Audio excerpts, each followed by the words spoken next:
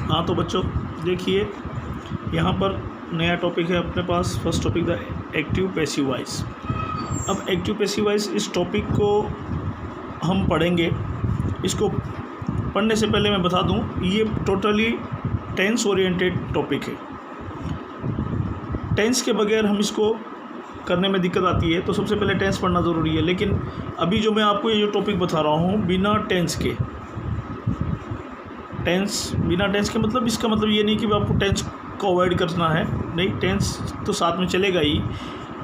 आप इसको direct method से हम पढ़ेंगे एक्टिव पैसिव वॉइस। ये बोर्ड की परीक्षा में आपके लिए महत्वपूर्ण टॉपिक है। Active voice, active passive voice. Voice यानी वाच्य। हिंदी के अंदर भी आपको, हिंदी व्याकरण के अंदर भी वाच्य टॉपिक से मिलेगा, आपको 10th में पढ़ना पड़ेगा। इंग्लिश में भी active passive voice. Active passive voice पढ़ने से पहले हम आपको कुछ एग्जांपल के थ्रू आपको बताता हूँ। मैं आपको जो फर्स्ट सेंटेंस लिखा हुआ है, the first sentence is the cat killed the rat. It is in active voice, so it is here written that in the bracket that active means active voice. Then the second one, the rat was killed by the cat.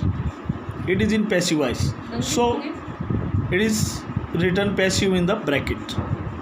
तो यहाँ पर दो sentence हम देखने को मिलते हैं अपने पास। द पहला sentence the cat killed the rat, दूसरा यही वाक्य दूसरी तरह से लिखा गया, the rat was killed by the cat. तो यहाँ पे ये बात क्लियर होती है, पहला सेंटेंस एक्टिव में है और दूसरा वाला जो है वो पैसिव वॉइस में है। एग्जामिनेशन में जो आता है सबसे पहले वो होता है the cat killed the rat. ये क्वेश्चन होगा, ये है आपका पहला क्वेश्चन। अब आपको इसका आंसर इस वे में देना है, the rat was killed by the cat. तो यहाँ पर आपको इस टॉपिक को उदाहरण के माध्यम से बताया गया, लेकिन ये इसमें ट्रांसफॉर्मेशन, इस वाक्य का परिवर्तन कैसे हुआ, इसको समझने के लिए कुछ बातों से आपको गुजरना पड़ेगा। तो ये इंट्रोडक्शन मैं आपको बाद में दूंगा कि किस प्रकार से यहाँ पर हमने सब्जेक्ट को ऑब्जेक्ट में चेंज किया और ज़रूरत पड़ने पर हेल्पिंग ऑफ बी फॉर्म का भी प्रयोग किया, फिर वर्ब की फॉर्म को उसके थर्ड फॉर्म में चेंज किया और आवश्यकता पड़ने पर, ज़रूरत होने पर प्रीपोजिशन बाई का प्रयोग किया, फिर उसके बाद एजेंट यानी जो सब्जेक्ट था उसको वापस लिखा। कैसे कैसे लिखा गया, और ये हम बाद में इसकी परिचर्चा करते हैं, बाद में इसके बारे में विस्तृत से जानकारी लेंगे। लेकिन उससे पहले हमें जो करना है वो ये है कि एक्टिव वॉइस से पैसिव वॉइस चेंज करने के लिए आपको क्या करना है, वो मेन आधारभूत बातें। उसके लिए सबसे पहली चीज़ होती है आपको जनरल रूल्स, सामान्य नियम। सामान्य नियमों अगर आपको पता होंगे तो आप पैसिव वॉइस में कम से कम गलती करेंगे। तो सबसे पहले मैं आपको रूल्स बता देता हूँ, फिर उसके बाद हम इस टॉपिक को अच्छी तरह से डीपली पढ़ेंगे। तो यहाँ पर जो लिखा गया है आप देख सकते हो, general rules to change passive voice. तो यहाँ पे लिखा है first one, the subject change into the object and the object change into the subject. It means subject object में बदल जाता है और ऑब्जेक्ट सब्जेक्ट में बदलता है। तो इसको हम यहाँ पर आप देख सकते हो, आपको डायग्रामिकली शॉर्ट वे में बताया गया, S change into O, it means subject object में बदल जाता है, ऑब्जेक्ट सब्जेक्ट में बदल जाता है। जैसे हम यह देख सकते हैं पहले वाले सेंटेंस के अंदर द कैट पहले वाले सेंटेंस का सब्जेक्ट था और किल्ड वर्ब की सेकेंड फॉर्म थी यहाँ पर, और द रैट ऑब्जेक्ट था। तो ये पहले से नियम के अनुसार क्या हुआ, सब्जेक्ट बदल गया ऑब्जेक्ट में और ऑब्जेक्ट आ गया सब्जेक्ट में। तो ये द कैट जो है यहाँ ऑब्जेक्ट में इधर आ गया नीचे, और जो द रैट जो था ऑब्जेक्ट वो यहाँ पर सब्जेक्ट में बदल गया। तो पहला नियम, सब्जेक्ट को हम ऑब्जेक्ट में बदलते हैं और ऑब्जेक्ट को सब्जेक्ट में बदलेंगे। फिर आते हैं हम दूसरे नियम की तरफ, second rule, helping verbs be form is used. Helping verb की बी फॉर्म का प्रयोग किया जाता है, सहायक क्रिया बी फॉर्म का प्रयोग किया जाता है। अब बी फॉर्म क्या है इसके बारे में भी हम बताएंगे, लेकिन अभी पहली बात ज़रूरी ये है कि आपको नियम याद रखने पड़ेंगे। पहला नियम, सब्जेक्ट को ऑब्जेक्ट में और ऑब्जेक्ट को सब्जेक्ट में। दूसरा नियम आप याद रख लीजिए, बी फॉर्म का प्रयोग करना। फिर उसके बाद बी फॉर्म क्या है इसके बारे में बाद में बात करेंगे। Going to the third point, verbs form change into its third form. क्रिया का रूप यानी वर्ब की फॉर्म जो भी आती है वो उसके थर्ड फॉर्म में बदल जाएगी। सपोज कीजिए वर्ब की फर्स्ट फॉर्म आई, वो थर्ड फॉर्म में चेंज हो जाएगी। Second form I, third form में चेंज हो जाएगी। Third form I, third form का थर्ड फॉर्म ही रहेगा। और फोर्थ फॉर्म यानी आईएनजी फॉर्म के रूप से भी जाना जा सकता है, यानी वर्ब की फर्स्ट फॉर्म प्लस आईएनजी, जो भी वर्ब की फर्स्ट फॉर्म होती है उसके आगे हम आईएनजी लगा करके इसको फोर्थ आईएनजी फॉर्म बनाते हैं, जिसको फोर्थ फॉर्म कहते हैं, जिसे प्रेजेंट पार्टिसिपल इसका नाम है। फोर्थ फॉर्म भी अगर आ जाए तो इसको वर्ब की थर्ड फॉर्म में बदला जाता है। तो इस प्रकार से 3 नियम आपके सामने आ गए, तो दिमाग में आप याद रखिए, यही काम आने वाली चीज़ है। फिंगर टिप्स पे, इशारों पे आपको याद रहना चाहिए। पहला नियम कहता है सब्जेक्ट को ऑब्जेक्ट में बदलो और ऑब्जेक्ट को सब्जेक्ट में। दूसरा नियम बी फॉर्म का प्रयोग करो।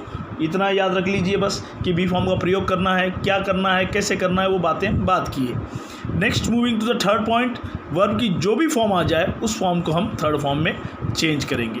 अब लास्ट बट लीस्ट अंतिम नियम जो है, the preposition by is used if necessary.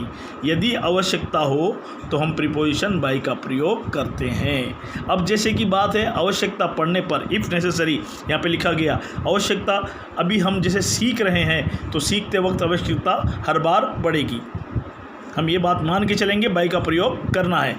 कहाँ पर आवश्यकता नहीं होगी, जब टॉपिक कंप्लीट होने लगेगा उस समय बता दिया जाएगा ओमिशन ऑफ सब्जेक्ट के रूप में किस प्रकार से एजेंट को हटा देना है, तो वो तब आपको समझ में आ जाएगा। अभी तो आप याद रख लीजिए कि बाय का प्रयोग तो हमें करना ही है।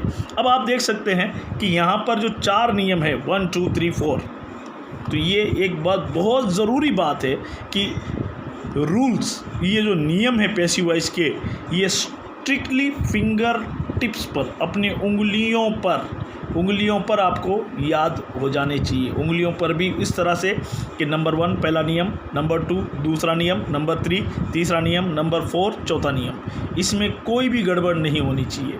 ये नहीं कि हमें 4 नियम तो हमने याद कर लिया, सबसे पहले हमें तीसरा याद आ गया, तीसरा बोल दिया वर्ब की फॉर्म को थर्ड फॉर्म बदल दो, फिर हमें याद आ गया दूसरा नियम बी फॉर्म का प्रयोग कर लो, फिर याद आ गया चौथा नियम, फिर पहला नियम। ऐसा करने से आपका जो आंसर होगा, आपका जो उत्तर होगा वो गलत बन सकता है। तो स्ट्रिक्टली इस बात को आप फॉलो कीजिए, नियम को क्रमबद्ध तरीके से सीरियलिटी में 1 2 3 4, सबसे पहले पहला नियम, फिर उसके बाद दूसरा नियम, फिर तीसरा नियम, फिर चौथा नियम। तो फिंगर टिप्स से इस नियम को आप चाहे रट कर, चाहे समझ कर, किसी तरह से भी, अगर आपको नींद में भी पूछा जाए तो ये नियम आपको उंगलियों पे 1 2 3 4 के रूप में आप बता देंगे। जब भी अगर आपको किसी पूछा गया general rules to change into passive voice, अगर आते ही आप बोलेंगे first rule subject change into object और object change into subject, then second one helping verb B form is used, third one verb form change into its third form, then fourth one the preposition by is used if necessary। इसको याद कीजिए आप simply वे में, पहला subject को object में और object को सब्जेक्ट में बदलना, दूसरा बी फॉर्म का प्रयोग करना, तीसरा वर्ब की फॉर्म को थर्ड फॉर्म में बदलिए, आवश्यकता पड़ने पर बाय का प्रयोग कीजिए।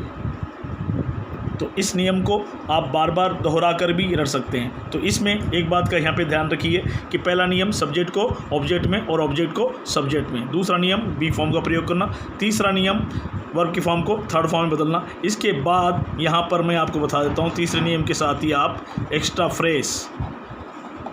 फ्रेज भी यहाँ पर जोड़ दीजिए तीसरे नियम के बाद ही, यानी ऐसे हो जाएगा पहला नियम सब्जेक्ट को ऑब्जेक्ट और ऑब्जेक्ट को सब्जेक्ट, दूसरा बी फॉर्म का प्रयोग करना, तीसरा वर्ब की फॉर्म को थर्ड फॉर्म में बदलो और एक्स्ट्रा फ्रेज का प्रयोग करो। तीसरा नियम हो जाएगा वर्ब की फॉर्म को थर्ड फॉर्म में बदलो और एक्स्ट्रा फ्रेज का प्रयोग करो। चौथा नियम आवश्यकता पड़ने पर बाय का प्रयोग कीजिए। चौथा नियम आवश्यकता पड़ने पर बाय। इस तरह से अब आप फिंगर टिप्स पे इस नियम को फटाफट तरीके से 2 बार 4 बार 10 बार बोल कर आप इसको फटाफट याद कीजिए, जैसे सब्जेक्ट को ऑब्जेक्ट में बदलना और ऑब्जेक्ट को सब्जेक्ट में, दूसरा नियम बी फॉर्म का प्रयोग, तीसरा नियम वर्ब की फॉर्म को थर्ड फॉर्म में बदलना और एक्स्ट्रा फ्रेज का प्रयोग करना, चौथा नियम बाय का प्रयोग करना। पहला नियम सब्जेक्ट को ऑब्जेक्ट में और ऑब्जेक्ट को सब्जेक्ट में, दूसरा नियम बी फॉर्म का प्रयोग करना, तीसरा नियम वर्ब की फॉर्म को थर्ड फॉर्म में बदलना और एक्स्ट्रा फ्रेज का प्रयोग करना, चौथा नियम आवश्यकता पड़ने पर बाय का प्रयोग करना। तो इसको बार बार आप दोहराइए, रटिए, याद कीजिए। फिर अगले टॉपिक में कुछ देर बाद में आपको अगला टॉपिक देता हूँ, फिर हम अगले इस टॉपिक से रिलेटेड आगे इसको हम पढ़ाई जारी रखेंगे। Thank you.